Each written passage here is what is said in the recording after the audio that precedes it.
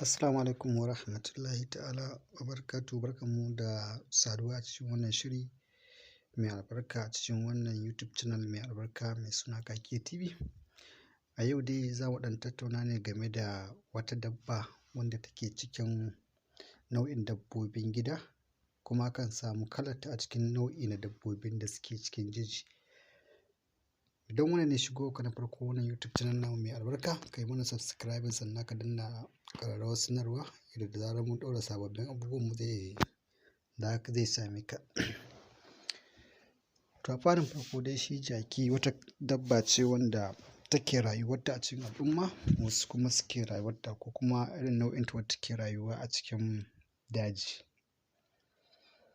Duk da mutane suna alaƙanta kamar jaki da wani dabba marar amfani ko kuma mara hankali ko kuma mara tunani, kuma a gaskiyance a zahirance abin ba haka yake ba, domin ita dabba ce wanda a gefe guda ma ta fi wasu dabbobin sanin ya kamata da kuma hattara da kuma yin abin da ya dace.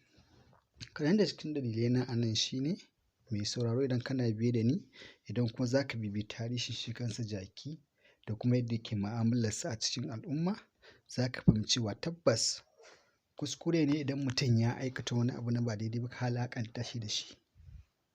Duk da ba zan ce wai baya yin abin da ba daidai ɗin ba, domin duk a cikin nau'i na dabbobi jaki ne kaɗai wanda a yau idan ka je da shi guri, gobe idan za ka biya da shi to kusa da gurin to gurin zai kai ka.